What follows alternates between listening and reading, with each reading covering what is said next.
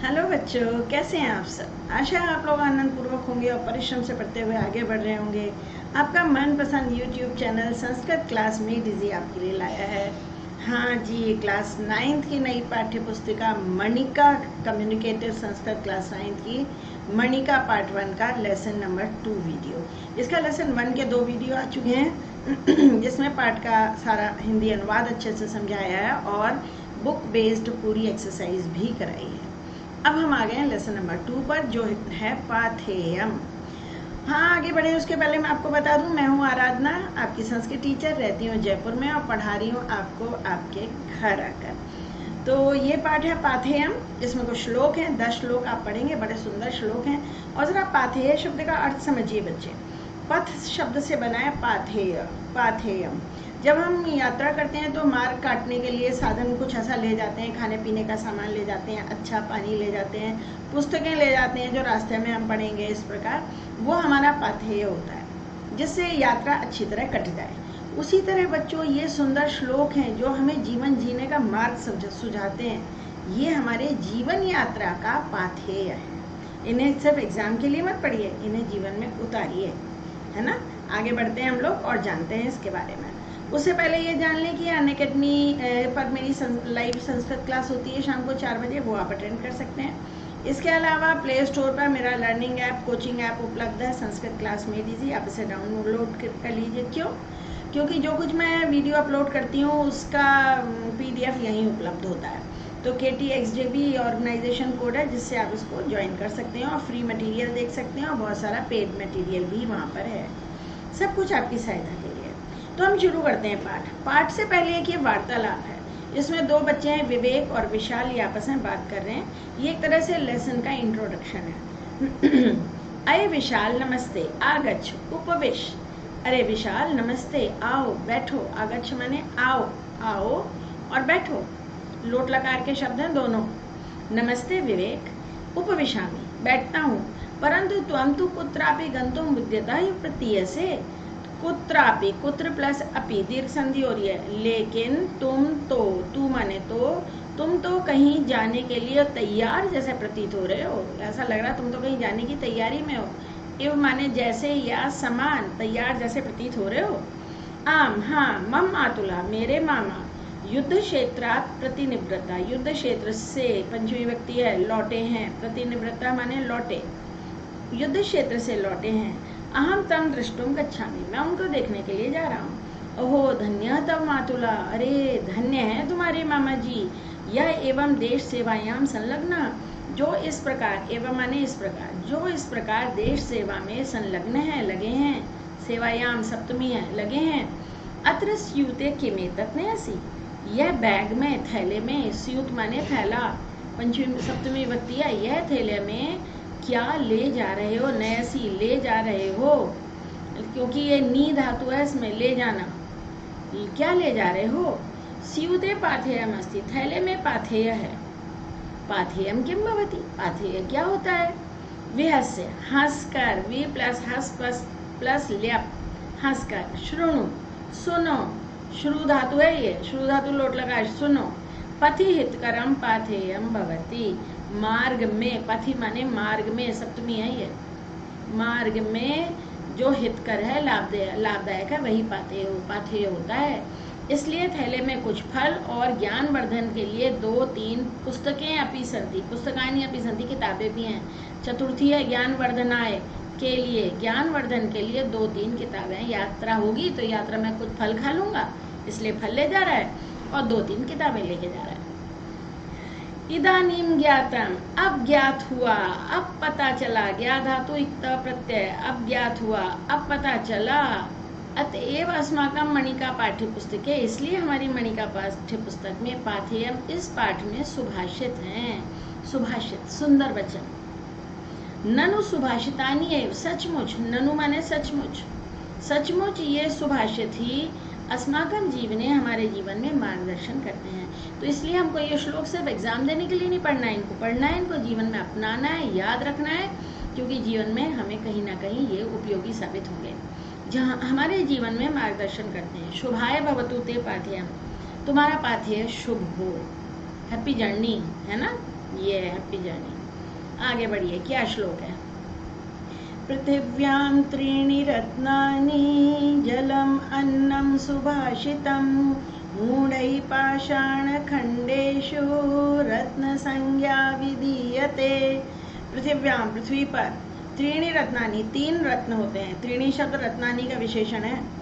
जल, अन्न और सुंदर वचन। पहला है जल, दूसरा अन्न। अन्न माने अनाज, भोजन। अरे यही तो जरूरी है, पानी सबसे पहले जरूरी है, फिर अन्न, जीवन ही नहीं रहेगा इनके बिना तो। और सुभाषित, हमारा जीवन अच्छा रहे उसके लिए सुंदर वचन। धरती पर ये तीन ही रत्न है, पहला जल, दूसरा अन्न, तीसरा सुंदर वचन। मूढ़ई, मूर्खों के द्वारा, तृतीया विभक्ति है, मूर्खों के द्वारा। पाषाण खंडेशु, पत्थर के टुकड़ों को, ये जो हम हीरा मोती रूबी पन्ना बोलते हैं तो असल में पत्थर कोयले के टुकड़े हैं। पाषाण खंडेशु, पत्थर के टुकड़ों को रत्नों का नाम दिया जाता है। संज्ञा माने नाम, विधीयते, दिया जाता है। असल में वो रत्न नहीं है। भूख लगने पर मरे जा रहे हैं तो क्या हीरा मोती खाएंगे? नहीं ना, दिया जाता है। असली अन्न तो, असली रत्न तो है पानी, भोजन और अन्न, सुंदर वचन। विधीयते, दिया जाता है।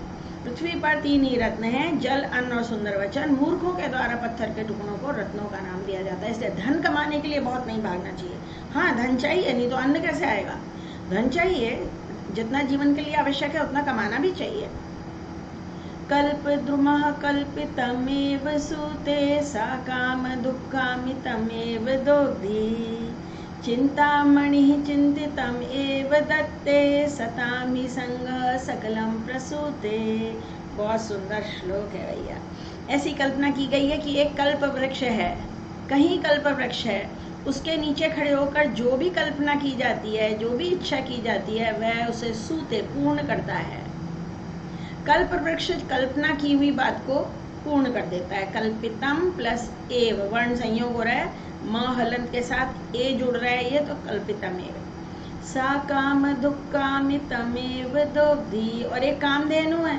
सा कामधेनु, वह कामधेनु है। कामधेनु कहते हैं गाय है, स्वर्ग में है वो, और उसके पास खड़े होकर जो कामना की जाती है वह उसे पूर्ण कर देती है। दोग्धि माने दूध देती है, तो यहाँ दूध क्या देती है? पूर्ण कर देती है। और कामधेनु जो भी कामना की जाती है उसे पूर्ण कर देती है। कल्प वृक्ष कल्पना को पूर्ण करता है, कामधेनु कामना को पूर्ण करती है। चिंतामणि है, जिसके पास चिंतामणि हो वह जो सोचता है, चिंतित करता है, जो चिंतन करता है, जो सोचता है, चिंतितम एव दत्ते, वह उसे दे देता है। चिंतामणि है, जो सोचा जाता है उसको दे देती है। चिंतामणि एक मणि है, उसका नाम ही है चिंतामणि।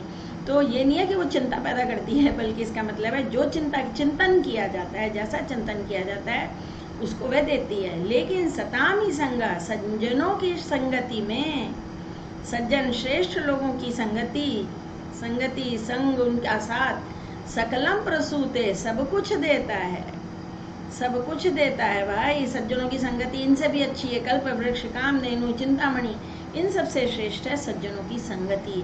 क्यों? क्योंकि सज्जनों के साथ रहने से हम सही मार्ग पे रहते हैं, अच्छी बातें सीखते हैं, समझते हैं, जीवन का लक्ष्य समझते हैं और जीवन में उत्तरोत्तर आगे ही आगे प्रगति करते जाते हैं। तो सबसे अच्छा क्या है? कल्प वृक्ष नहीं, कामधेनु नहीं, चिंतामणि नहीं, सज्जनों की संगति। जी हाँ, सज्जनों की संगति है। इसका ये जो मैं सब कुछ लिख रही हूँ, ये PDF मेरे लर्निंग ऐप पे मिलेगा, जो मेरा कोचिंग ऐप है ना, वहाँ देखिएगा।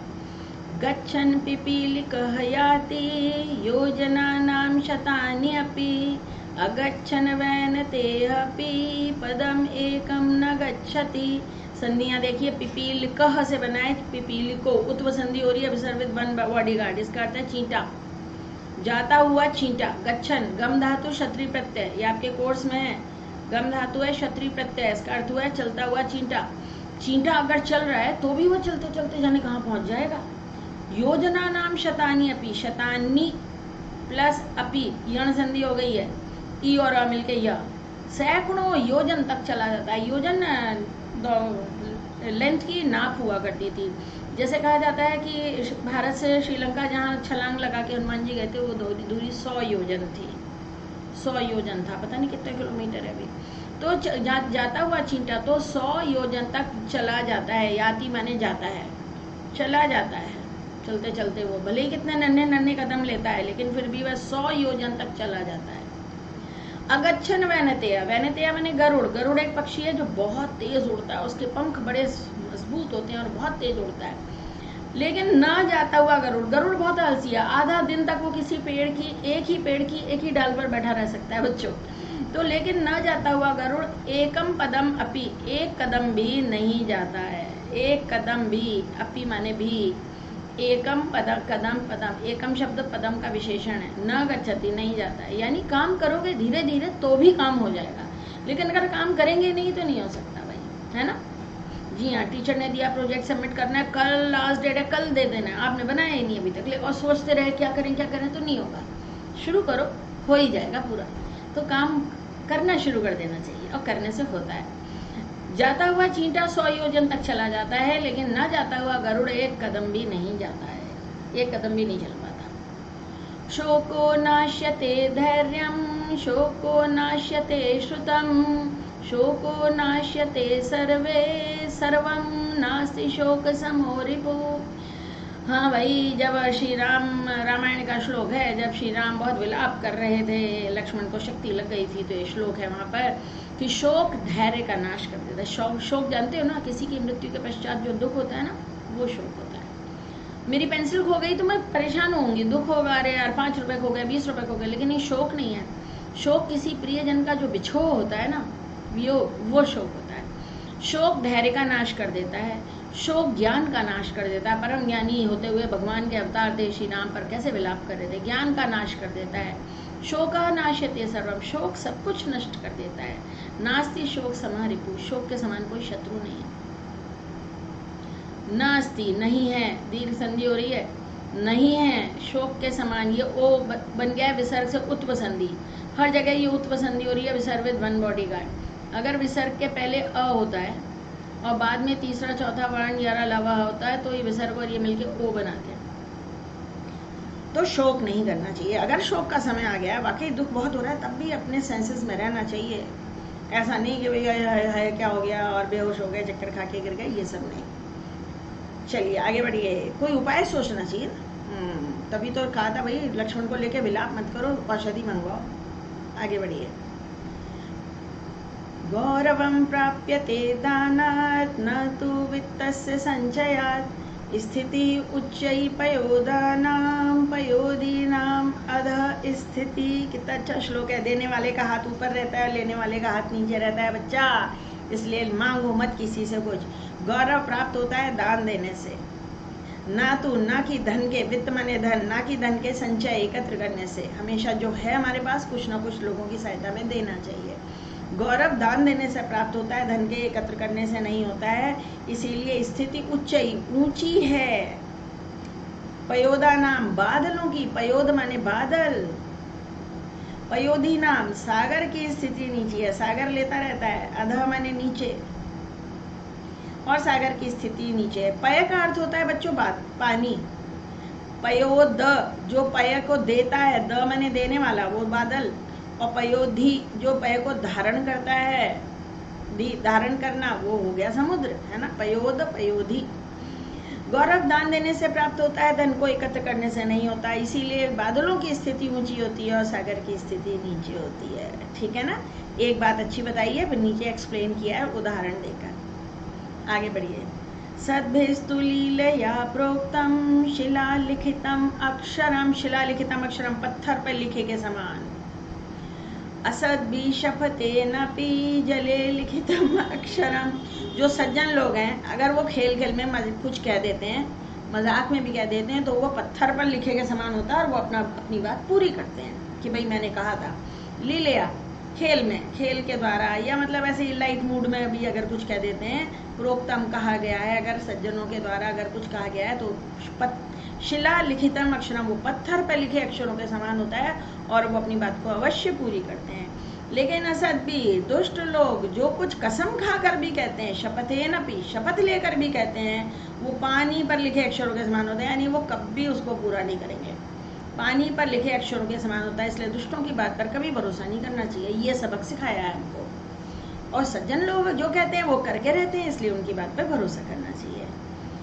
सज्जना तू लीलया प्रोक्तम, सज्जन लोग खेल खेल में भी जो कह देते हैं वो पत्थर पर लिखे अक्षरों के समान होता है, और दुष्ट लोग कसम खा खा के जो कहते हैं बाई गॉड, जो कसम खा खा के कहते हैं वो भी पानी पर लिखे अक्षरों के समान होता है, यानी उसका कोई महत्व नहीं होता, पानी बह गया बात खत्म, है ना। आगे बढ़िए। भवन्ति नम्राः तरवः फलोद्गमयी नवाम्बुवि भूरिविलम्बिनो घनाः अनुद्धता सत्पुरुषाः समृद्धिः स्वभाव एव एष परोपकारिणां। वही है, पेड़ों पे फल लगते हैं, पेड़ झुक जाते हैं, बादल खूब पानी लेके आते हैं तो पानी भी नीचे आ जाते हैं। इसी तरह सज्जन लोगों के पास जब धन संपत्ति आती है तो वो और भी विनम्र हो जाते हैं। जितने परोपकारी हैं धरती पर उनका ऐसा ही स्वभाव है। ये नहीं कि फल लगने के बाद पेड़ और ऊंची कर ले डालियां कि कोई तोड़ ना पाए, ऐसा नहीं होता है। भवन्ति नम्राः तरवः फलोद्गमयी, नम्राः प्लस तरवा विसर्ग का सा हो गया है, फल प्लस उद्गमयी, फल का ल और उद्गमयी का उ मिलकर ओ हो रहा है, गुण संधि हो रही है। फलों के उत्पन्न होने पर उद्गम, फलों के उत्पन्न होने पर फल लगने पर तम तरवह मने पेड़ विनम्र हो जाते हैं, झुक जाते हैं। फलों के लगने पर पेड़ झुक जाते हैं। घना माने बादल, बादल जब पानी लेकर आते हैं। नवाम्बुभी, नव प्लस अम्बुभी पानी, अम्बु माने पानी, भूरी माने बहुत।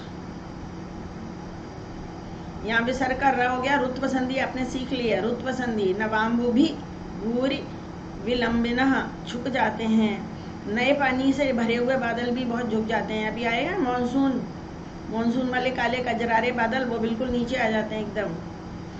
नए जल से भरे हुए बादल भी बहुत झुक जाते हैं। बादल कौन से शब्द का अर्थ है? बादल, घन, घन माने बादल। नए पानी से भरे हुए बादल भी बहुत झुक जाते हैं। अनुद्धता, अनुद्धता माने विनम्र। सत्पुरुषाः सज्जन। समृद्धि, समृद्धि आने पर, समृद्धि से धन दौलत से, समृद्धि से सज्जन पुरुष विनम्र हो जाते हैं। स्वभाव एवेश, ऐसा ही, एवेश माने ऐसा ही, स्वभाव ऐसा ही है परोपकारियों का। परोपकारियों का स्वभाव ऐसा ही होता है। अगर आप परोपकारी हैं, आपके पास ज्ञान ज़्यादा है, आप ज़्यादा होशियार हैं, आप अपने साथियों की हमेशा मदद करेंगे। उन्हें बताएंगे कि भाई Sanskrit class made easy YouTube channel आप भी देखिए। छुपाएंगे नहीं उनसे कि मैंने वहाँ सीखा, मैं ना बताऊँ किसी को, नहीं, आप शेयर करेंगे, क्योंकि आपके नंबर थोड़ी कोई छीन लेगा। हाँ जी, फिर से पढ़िए। फलों के उत्पन्न होने पर पेड़ बहुत झुक जाते हैं। नए जल से भरे हुए बादल भी बहुत झुक जाते हैं। समृद्धि आने पर सज्जन पुरुष बहुत विनम्र हो जाते हैं, क्योंकि परोपकारियों का ऐसा ही स्वभाव होता है ना। कितना सुंदर श्लोक है। हमें जितना हो सके मदद करनी चाहिए सबकी। काष्ठात् अग्निः जायते मध्यमानात् भूमिः तोयं खन्यमाना ददाति सोत्साहानां न अस्ति असाध्यं नराणां मार्ग आरब्धा सर्वयत्ना फलन्ति। आप जानते हो ना, मैं नीचे लाइनें खींचती हूँ, संधि विच्छेद होता है। काष्ठात् तक अदा हो गया है। यहाँ पर कौन सी संधि है? एक का तीन, जश्त्व संधि। काष्ठात् प्लस अग्नि, अग्नि पुल्लिंग शब्द होता है, अग्नि प्लस जायते, विसर्ग का रा हो गया, रुत्व संधि। मध्यमानात, ये भी तक अदा हो गया क्योंकि आगे भा रहा है। भूमि ही प्लस तोयम, यहाँ भी विसर्ग का सा हो गया है। खन्यमाना, खोदे जाने पर, खोदने पर। मध्यमानात, रगड़ने पर, ऐसे मथ देना, रगड़ देना, रगड़ने पर। काष्ठ माने लकड़ी, लकड़ी को रगड़ने पर अग्नि उत्पन्न हो जाती है। जायते, उत्पन्न। अग्नि बाहर से नहीं आती है, लकड़ी के दो टुकड़ों को लेकर देर तक कस के रगड़ा जाएगा तो आग पैदा होगी, आप जानते हो, है ना। आग बाहर से नहीं आई है, वहीं से उत्पन्न हुई है। यानी जब बहुत परिश्रम किया जाता है तो लकड़ी से भी आग पैदा हो जाती है। खन्यमाना, खोदे जाने पर भूमि जल देती है। सारे वहाँ नीचे से ही तो निकालते हैं पानी, तो खोदे जाने पर भूमि जल देती है। ददाती, देता कौन है? भूमि। और इसीलिए नराहाणाम नास्ते असाध्यम सोत्साहनाम, उत्साही मनुष्यों के लिए ये सोत्साहनाम शब्द नराणाम का विशेषण है। उत्साही नरों के लिए न अस्ति असाध्यम, यहाँ देखिए न प्लस अस्ति प्लस असाध्यम, कोई भी काम असंभव नहीं है।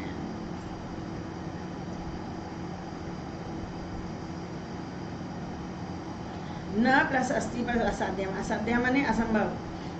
उत्साही मनुष्यों के लिए कुछ भी असंभव नहीं है, वो असंभव को संभव कर देते हैं। आग जलानी हो तो लकड़ी पत्थर को रगड़कर आग पैदा कर लेते हैं। प्यास लगी हो तो धरती को खोदकर पाताल से कुएं से पानी निकाल लेते हैं। मार्गारब्धा सर्वयत्ना फलंती, सही तरीके से काम आरंभ करने पर, मार्ग प्लस आरब्ध, अ प्लस आ दीर्घ संधि हो रही है यहाँ पे, आ मार्गारब्धा, आरंभ करने पर, सही तरीके से काम आरंभ करने पर। तरीका सही होना चाहिए, है ना। आग जलानी है तो मिट्टी नहीं खोदी जाएगी, सोचने की बात है।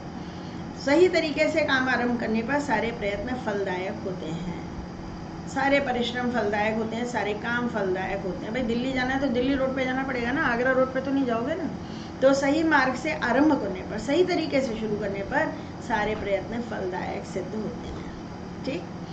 लकड़ी को रगड़ने पर अग्नि उत्पन्न हो जाती है, खोदे जाने पर भूमि जल देती है, तोयम माने जल। उत्साही मनुष्यों के लिए कुछ भी असंभव नहीं है, सही तरीके से आरंभ करने पर सारे यत्न फलदायक होते हैं। नेक्स्ट वीडियो को 2 बार देखेंगे, अपने नोट्स बनाएंगे, अनुवाद लिख लेंगे, आपका कल्याण होगा। वयमिहि परितुष्टा वल्कलै त्वं दुकूलै, समिहि परितोषः निर्विशेषः विशेषः, स तु भवति दरिद्रः यस्य तृष्णा विशाला, मनसि च परितुष्टे कः अर्थवान कः दरिद्रः। मन में संतोष है तो भैया धनी क्या गरीब क्या, मन संतुष्ट है वही धनी है। कोई व्यक्ति तो जो 2 जोड़ी कपड़े हैं उसमें ही खुश रहता है, कोई रेशमी कपड़े इकट्ठे हो जाने पर भी दुखी रहता है, हाय मेरे पास कपड़े नहीं है। दुकूल माने रेशमी वस्त्र। वयम इहि माने संसार में, अस्मिन् लोके इस संसार में, इस संसार में कोई तो वल्कलों से ही संतुष्ट है। वल्कल जानते हो ना, वल्कल, वल्कल जो ऋषि मुनि जो वस्त्र धारण किया करते थे। इस संसार में कोई तो वल्कलों से परितुष्ट है, यानी संतुष्ट है, खुश है, और तुम तो रेशमी वस्त्रों से। वयम माने हम तो इस संसार में वल्कलों से ही संतुष्ट हैं और तुम रेशमी वस्त्र मांग रहे हो। समिहि परितोषा, यहाँ संतोष तो समान ही है ना। अगर कोई मीटर होता नापने का तो जितना संतोष मुझे होता हो तो नहीं तुमको होता। मैं बढ़िया साधारण कपड़े पहन के खुश हूँ, आपको रेशमी कपड़े में भी खुशी नहीं मिल रही है। और नाप हो तो मीटर तो बराबर ही है। निर्विशेष विशेष, उसमें कोई विशेष अंतर नहीं है ना, कोई अंतर नहीं है विशेष। सह तु भवति दरिद्रा, वह तो गरीब होता है। यस्य तृष्णा विशाला, जिसका लालच विशाल है, जो बहुत लालची है वो तो हमेशा गरीब ही रहेगा। जब आवे संतोष धन सब धन दूर समान, जब संतोष का धन आएगा सारे धन बेकार हो जाएंगे। स तु भवति दरिद्रता, वह तो दरिद्र होता है जिसका लालच बहुत अधिक है। तृष्णा का विशेषण है विशाला। मनसी, मन में संतुष्ट होने पर, और मन में संतुष्ट होने पर, कह अर्थवान, कौन धनी है और कौन दरिद्र है। मन में संतोष है तो 2 जोड़ी कपड़े वाला भी खुश है और वही अलमारी भर कपड़े वाला भी खुश है। संतोष होना चाहिए मन में कि बस एंड, अब नहीं चाहिए, है ना। तो इस संसार में हम तो वल्कलों से संतुष्ट हैं और तुम रेशमी वस्त्रों से। इसमें संतोष समान है, इसमें कोई विशेष अंतर नहीं है। वह तो गरीब होता है जिसमें बहुत अधिक लालच होता है, और मन में संतुष्ट होने पर कौन धनी और कौन निर्धन। ठीक, ऐसे लिखिएगा। और मन में संतुष्ट होने पर, और मन में संतुष्ट होने पर कौन धनी और कौन निर्धन, है ना। मन में संतोष होना चाहिए। लास्ट श्लोक है। ऐश्वर्यस्य विभूषणं सुजन्ता, शौर्यस्य वाक् संयमः, ज्ञानस्य उपशमः, कुलस्य विनयः, वित्तस्य पात्रे व्ययः, अक्रोधः तपसः क्षमा बलवतां, धर्मस्य निर्व्याजता, सर्वेषामपि सर्वकारणम् इदं शीलं परम भूषणम्। जो कॉमा लगाया ना किसी खास वजह से लगाया। कौन किसका आभूषण है? ऐश्वर्य का आभूषण है सज्जनता। अगर हमारे पास बहुत धन दौलत है तो हमें सज्जन भी होना चाहिए, है ना। ऐश्वर्य का आभूषण है सज्जनता। शौर्य का आभूषण है वाणी पर संयम। अगर हम बहुत पहलवान हैं तो ये नहीं है कि किसी को भी अपशब्द बोल दिया, ऊट पटांग बोल दिया। वाणी पर संयम। शौर्य का आभूषण है वाणी पर कंट्रोल, वाणी पर संयम। ज्ञान से उपशमा, ज्ञान का आभूषण है मन की शांति। अगर हम ज्ञानी हैं छोटी छोटी बातों में चर्चा चर्चा नहीं करना चाहिए। मन की शांति, ज्ञान का आभूषण है मन की शांति। कुल का आभूषण है विनम्रता। ऊंचे कुल में आप पैदा हुए तो विनम्र होना चाहिए, है ना। कोई बदतमीजी कितनी भी करे, हमको शांति से रहना चाहिए। क्यों? क्योंकि हमारे पास संस्कार है ना। हम अपने संस्कार नहीं छोड़ेंगे। ये थोड़ी है कि उसने हमें कहा तो हम भी पकने लग पे आ गए। ऊंचे कुल का आभूषण है विनम्रता। वित्तस्य पात्रे व्ययः, धन का आभूषण है उचित काम में खर्च करना। उचित काम में, उचित व्यक्ति को देना, उचित काम में खर्च करना। धन का आभूषण है उचित काम में खर्च करना, सही काम में देना। इन्हीं ड्रग्स लेने लगे। उचित काम में खर्च करना। अक्रोधा तपसा, तपस्वी का आभूषण है क्रोध ना करना। ये नहीं कि तपस्वियां गुस्सा भी बहुत करते हैं। तपस्वी का आभूषण है अक्रोध, क्रोध ना करना। बलवानों का आभूषण है क्षमा कर देना। बलवानों का आभूषण है क्षमा कर देना। धर्म का आभूषण है निर्व्याजता, सरलता, छल कपट ना करना, धोखाधड़ी ना करना। अगर सच्चे धार्मिक व्यक्ति हैं, धर्म से मतलब हिंदू मुस्लिम धर्म से नहीं होता बच्चों। धर्म का मतलब होता है जो हमारे कर्तव्य हैं, जो मेरी ड्यूटी है। मेरा धर्म क्या है? अध्यापन, पढ़ाना। आपका धर्म क्या है? पढ़ना। तो अगर हम अपने धर्म में निष्णात है, अपने धर्म को पूरी तरह हमने अपनाया हुआ है, तो हमारे स्वभाव में सरलता होनी चाहिए। सर्वेशाम अपि, लेकिन सबका। सर्व कारणम इदम, सब कारण से। सदाचार सबसे बड़ा आभूषण है।